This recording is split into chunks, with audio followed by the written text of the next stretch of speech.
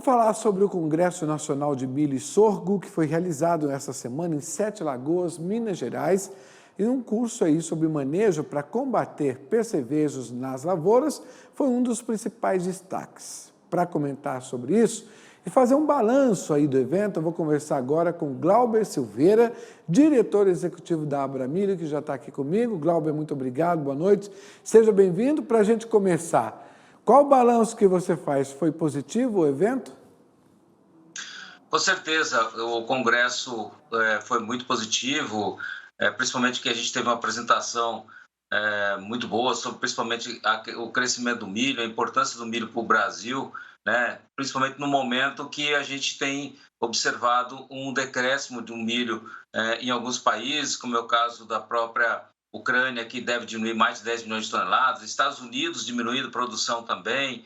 Então, você tem o mundo todo com queda na produção de milho, e, em contrapartida, existe uma expectativa maior para a produção do milho no Brasil. A gente espera que realmente esse clima nesse ano ele seja muito positivo e com isso foi bom, porque eu, inclusive, acompanhei também uma apresentação na AproSoja, no seminário da AproSoja, e que foi bastante interessante, onde apresentou que o fenômeno, tem se falado muito que o fenômeno é El Niño, Laninha, e não é nenhum fenômeno desses que estão acontecendo nesse ano, segundo na verdade, o meteorologista que apresentou, é um ano que não tem nenhum desses fenômenos, mas a gente tem uma tendência de chuvas razoáveis e positivas para o Brasil, em particular para o Mato Grosso, aponta chuvas pelo menos até abril, o que pode realmente favorecer que a gente tenha uma boa safra, tanto de soja quanto de milho.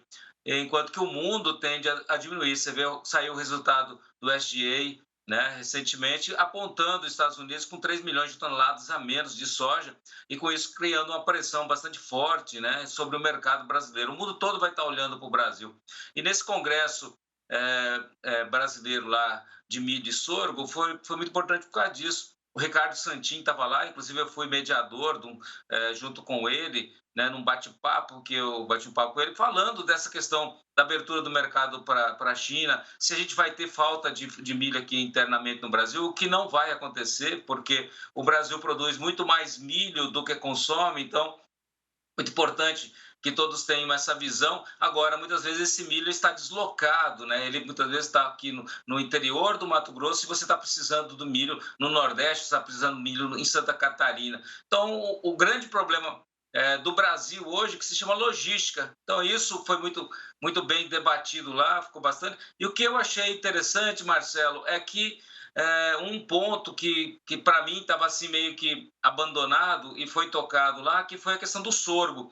Então, a importância do sorgo, né, que ele está vendo as pesquisas de sorgo, e daí, inclusive, a gente está vendo, no caso aí você tem o sorgo bastante interessante, porque o sorgo ele tem uma característica, você consegue ter um zoneamento mais flexível, mais volátil para o sorgo. Ou seja, você, por exemplo, no caso do milho, vou pegar o exemplo de Mato Grosso, você consegue plantar milho, assim, o ideal de plantar o milho, por exemplo, é em fevereiro.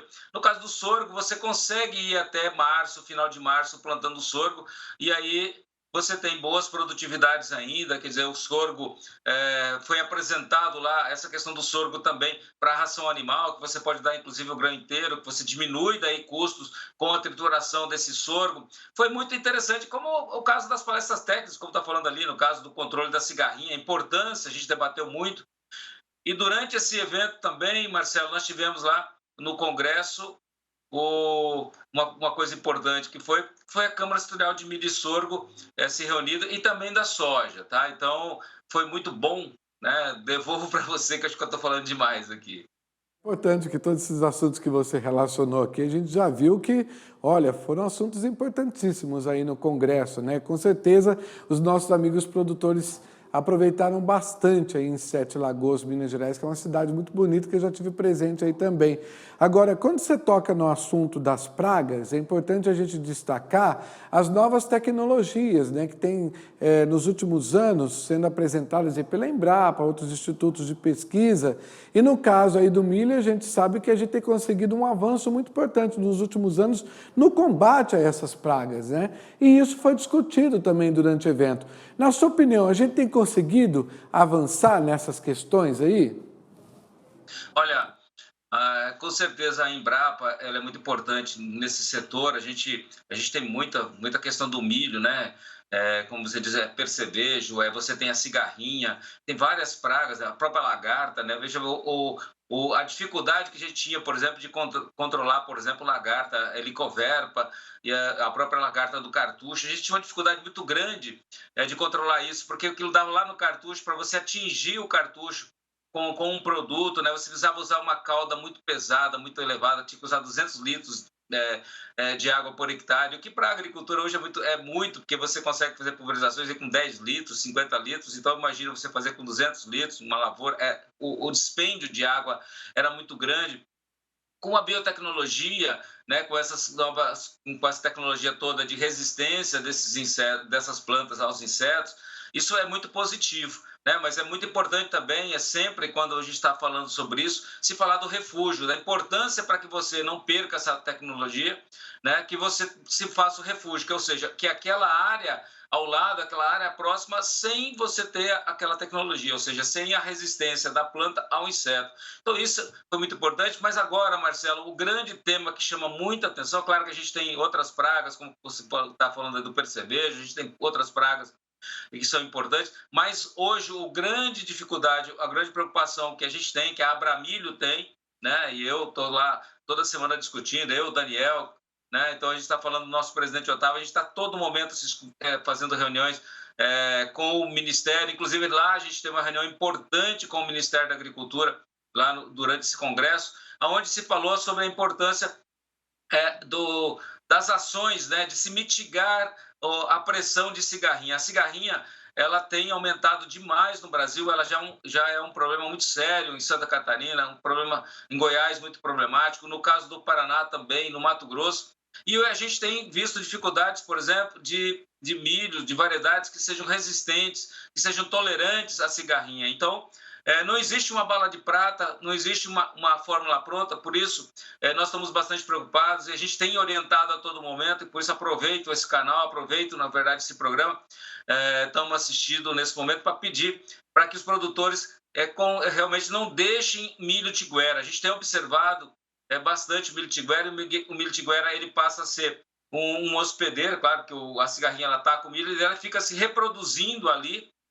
Isso é muito problemático, porque depois, quando chega na hora de plantar o milho, você tem uma incidência muito grande da praga já, porque era importante você ter um período pelo menos de 90, 100 dias sem nenhuma planta que possa estar reproduzindo essa cigarrinha. Daí você entra para uma próxima safra com menos pressão, e aí você muitas vezes vai conseguir usar um inseticida que vai controlar, você vai ter um milho, por exemplo, que tem uma tolerância que vai também vai conseguir, na verdade, vencer, porque muitas vezes, se você não faz o controle desse milho tiguera, o que acontece? Por mais que você plante o milho tolerante ou milho que tem uma resistência, se você tiver muito ataque da cigarrinha, não tem quem aguenta, você entendeu? Então, é por isso a importância de se fazer um manejo adequado, que é isso, é você plantar na época certa, junto com todos os vizinhos, é você realmente também fazer as pulverizações adequadas, é você buscar olhar o híbrido que você está plantando, se ele é tolerante ou resistente.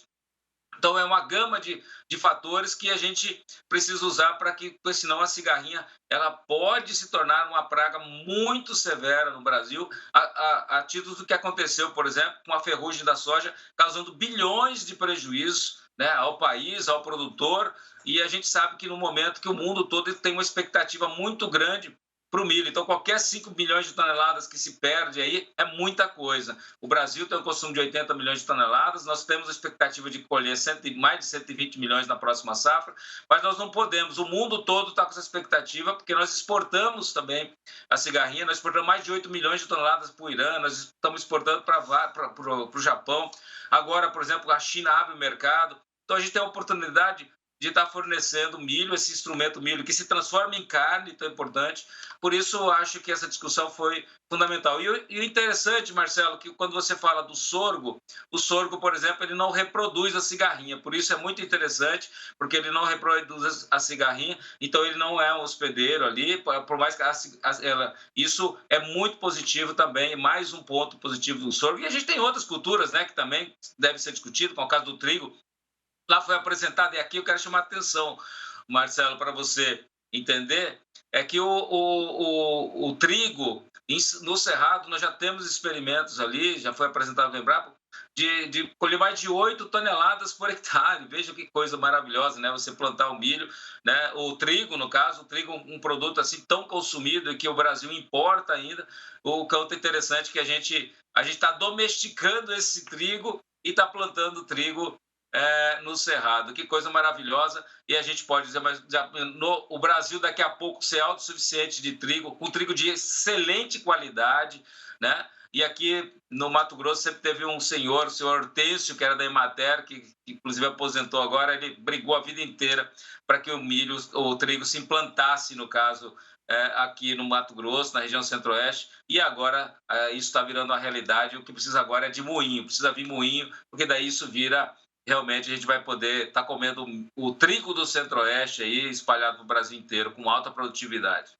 Com certeza, né? Acho que a gente espera. O que é mais bacana, né, Glauber, são as áreas. A gente tem tantas áreas no Brasil e lugares que nós nem imaginávamos que poderia o trigo avançar, como, por exemplo, outras culturas que a gente vê no Brasil. Aqui no Cerrado, por exemplo, a uva fazendo sucesso, né? O mirtilo, tantas outras culturas também que fogem um pouquinho para a fruticultura.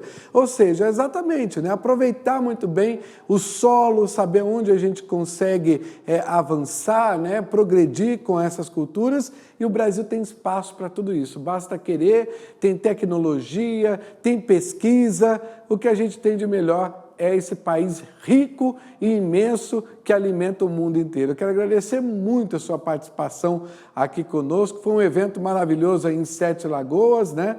Minas Gerais, e com certeza terão tantos outros aí para a gente poder debater e trazer informação para os nossos produtores. Uma boa noite para você, um bom final de semana. Bom final de semana, Marcelo. Um abraço a todos aí que nos assistem. Boa noite.